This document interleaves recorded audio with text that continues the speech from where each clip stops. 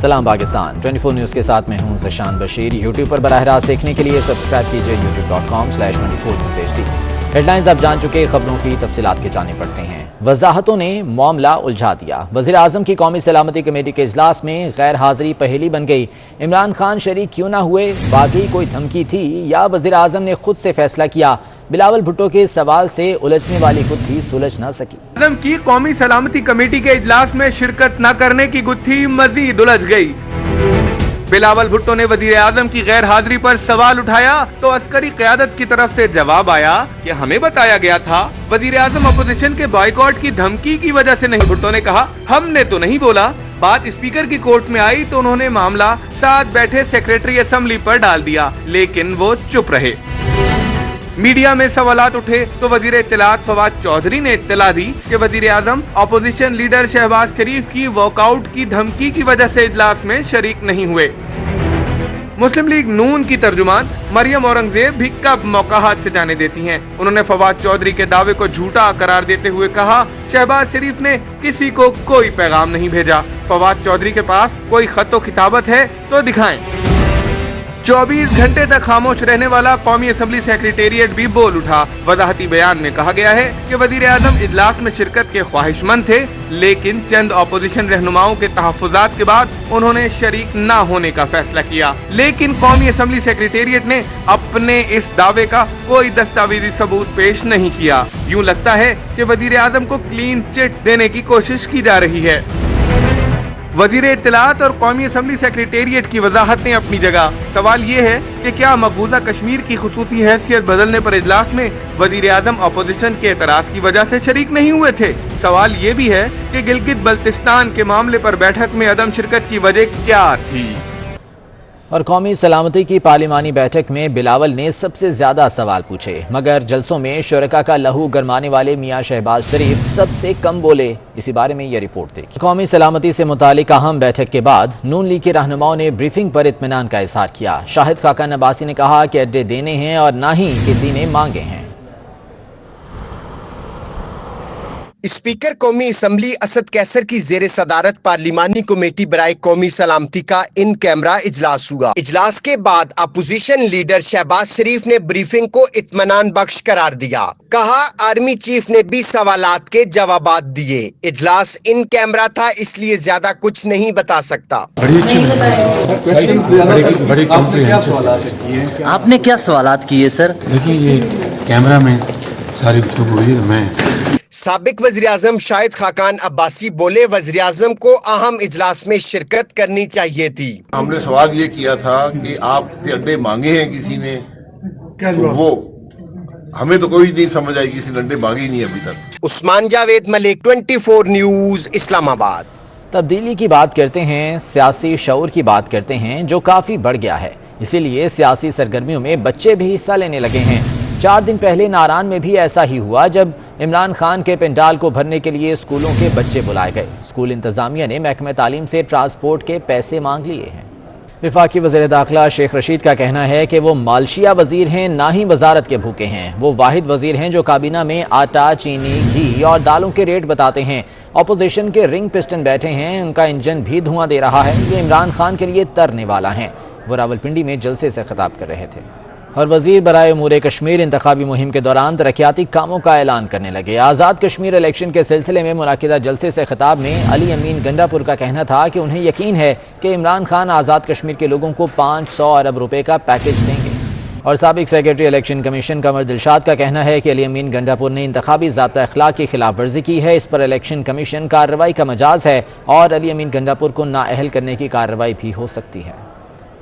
Azad Kashmir election کو چاہیے commission کو کہ اس کے اوپر ضابطہ اخلاق کے تحت کارروائی کرنے کا مجاز ہے۔ امین گنڈا پور جو ہیں ان کے خلاف باقاعدہ کارروائی بھی ہو سکتی ہے اور اس کے ساتھ ساتھ یہ بھی ہو سکتا ہے کہ ان کو ڈسکوالیفائی کرنے کے لیے وہ الیکشن کمیشن پاکستان کو بھی خط لکھ سکتے ہیں کہ جناب انہوں نے ہمارے آزاد کشمیر کے الیکشن کے ضابطہ اخلاق کی خلاف ورزی کی ہے تو آپ ان کے خلاف کارروائی کریں۔ تو یہ آزاد کشمیر کے جو چیف الیکشن کمشنر ہیں وہ پاکستان کے چیف الیکشن کمیشن کو بھی ریفرنس بھجوانے کے مجاز ہیں کہ انہوں نے انتہائی طور پر ضابطہ اخلاق کی خلاف ورزی کی ہے۔ الیکشن کمیشن پاکستان کو آزاد کشمیر کا جو پرائم منسٹر ہے وہ بھی خط لکھ سکتا ہے کہ جناب انہوں نے علاقے میں آ کر ضابطۂ اخلاق کی خلاف ورزی کی ہے. چونکہ یہ قومی اسمبلی کے ممبر ہیں اور نیشنل کمیشن پاکستان کے ماتحت ہے تو وہ ان کے خلاف بھی کارروائی کریں.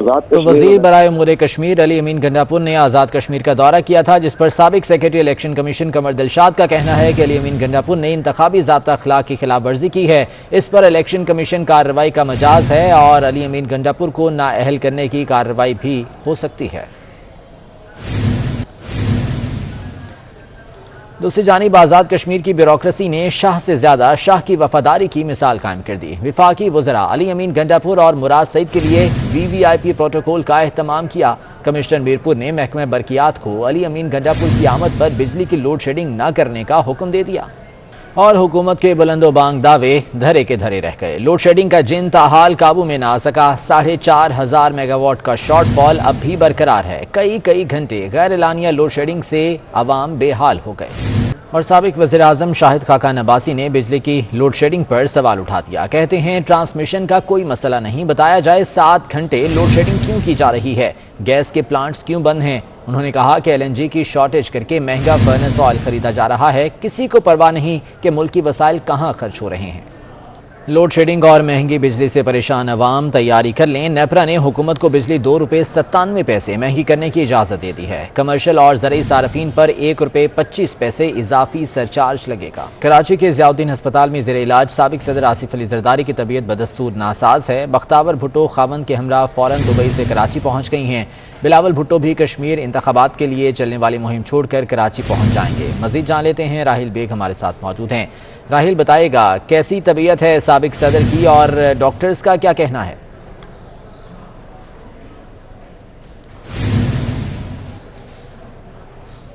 جی، اس وقت ہم موجود ہیں ضیاء الدین ہسپتال کے باہر، جہاں پر سابق صدر پاکستان آصف علی زرداری ایڈمٹ ہے اور کل ان کی کمر میں تکلیف ہوئی، جس کے باعث انہیں ہسپتال داخل کیا گیا اور کیونکہ ان کی حالت بہتر نہیں تھی، تکلیف کی شدت زیادہ تھی، اس کے بعد ڈاکٹرز کی ٹیم نے مشورہ دیا اور انہیں داخل کیا گیا. اور ابھی بھی سابق صدر پاکستان آصف علی زرداری اس وقت ہاسپٹل میں ایڈمٹ ہیں اور اس وقت جو تازہ ترین اطلاعات ہیں، اب سے کچھ دیر پہلے وزیر اعلیٰ سندھ ان کی تیمارداری کے لیے ہاسپٹل تشریف لائے تھے، جہاں پر انہوں نے ان کی تیمارداری کی، جبکہ بلاول بھٹو اسلام آباد سے اور ان کی صاحبزادی دبئی سے کراچی پہنچ چکے ہیں. ان کی جو علالت کی خبر سننے کے بعد وہ لوگ کراچی پہنچ چکے ہیں اور ان کی جو حالت ہے وہ جو ڈاکٹرز کے مطابق کچھ بہتر نہیں ہے، جس کی وجہ سے انہیں ہاسپٹل میں داخل کیا گیا ہے. جی ٹھیک ہے راحیل بیگ، بہت شکریہ اپڈیٹ کرنے کے لیے.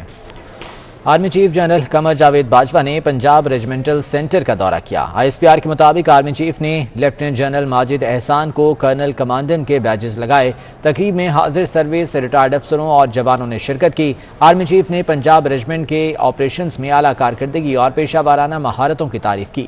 آرمی چیف نے کہا کہ پاک فوج انفینٹری کو جدید ہتھیاروں اور خطوط پر استوار کر رہی ہے. آرمی چیف نے شہداء کی یادگار پر پھولوں کی چادر بھی چڑھائی. امریکہ نے پاکستان کا نام انسانی اسمگلنگ والے ملکوں کی واچ لسٹ میں شامل کر دیا. امریکی محکمہ خارجہ کی رپورٹ میں کہا گیا ہے کہ انسانی اسمگلنگ میں پاکستان کا ایک بڑا مسئلہ جبری مشقت بھی ہے. انسپیکشن سے بچنے کے لیے محکمہ محنت کے اہلکاروں کو رشوت دی جاتی ہے. پاکستان نے امریکی اسٹیٹ ڈپارٹمنٹ کی انسانی اسمگلنگ سے متعلق رپورٹ مسترد کر دی. پاکستان نے رپورٹ پر شدید تحفظات کا اظہار بھی کیا ہے. بیرون ملک جانے والوں کو پیسے لے کر ویکسین لگائے جانے کا انکشاف ہوا ہے. ایکسپو سینٹر میں بیرون ملک جانے والوں کو ایسٹرازینیکا ویکسین لگانے کے لیے 4,000 روپے فی کس رشوت لی گئی. ایکسپو سینٹر میں تعینات 3 اہلکاروں کے خلاف مقدمہ بھی درج کر لیا گیا ہے. اسی بارے میں مزید جان لیتے ہیں، ایڈیٹر ہیلتھ زاہد چودھری ہمارے ساتھ موجود ہیں. زاہد چودھری، بتائے گا یہ کیا معاملہ ہے اور کیا کچھ کارروائی ہو پائی ہے؟ جی، بیرون ملک جانے والے جو شہری ہیں ان کی جانب سے بیرون ملک جانے سے قبل جو ہے وہ اپنی ویکسینیشن کروانا لازمی ہے، جس کی وجہ سے جو ہے وہ ان شہریوں کی ایکسپو سینٹر آمد جو ہے وہ ہزاروں کی تعداد میں جو ہے وہ ہو رہی ہے. اور ویکسین کی شارٹیج کی وجہ سے ایکسپو سینٹر میں پیسے لے کر، رشوت لے کر جو ہے وہ ان کو ویکسین لگانے کا انکشاف ہوا ہے. اور اس پر 3 ویکسینیٹر ریحان، محمد شاہزیب اور ذیشان کے خلاف جو بیلدار شفٹ انچارج تھا ایکسپو سینٹر میں رانا نوید، اس کی مدعیت میں تھانہ نواب ٹاؤن میں مقدمہ درج کر لیا گیا ہے. ذرائع کا یہ کہنا ہے کہ یہ بڑے پیمانے پر جو ہے وہ ایسٹرازینیکا ویکسین جو کہ اسٹاک میں آ رہی تھی وہ इन शहरियों को वैसे बैरून मुल्क जाने के लिए नहीं लगाई जा रही थी, बल्कि उसमें पिलफरेज हो रही थी बड़े पैमाने पर बद इंतजामी की वजह से, और ये वैक्सीन जो है वो ओवरसीज को फरोख्त की जा रही थी, जिस पर अब 3 एहलकारों के खिलाफ जो है वो मुकदमा दर्ज किया गया है। ताहम ज़राए का ये कहना है कि ये एक बड़े पैमाने पर होने वाली जो है वो जो स्कैंडल है, लेकिन अभी इसको मजीद इसकी तहकीकात जो है वो होना बाकी है। ठीक है, बहुत शुक्रिया आज़ाद चौधरी, अपडेट कर रहे थे। कराची में लुटेरे आज़ाद, पुलिस खामोश तमाशाई बन गई। गुलशन इकबाल एहसास प्रोग्राम ऑफिस से डाकू गरीबों के 11 लाख लूट कर फरार हो गए। तफसीलात के लिए सौलत जाफरी की रिपोर्ट देखते हैं। तामीराती शोबे से वाबस्ता अफराद ने हुकूमत से कंस्ट्रक्शन एमनेस्टी स्कीम में तोसी का मुतालबा कर दिया। कहा स्कीम से मुल्की शरह नमू में बेहतरी आई, कई मंसूबे पाइपलाइन में हैं, इसलिए स्कीम की मुद्दत को बढ़ाया जाए। बुलेटिन से इतना ही, वापस आएंगे हेडलाइंस के साथ।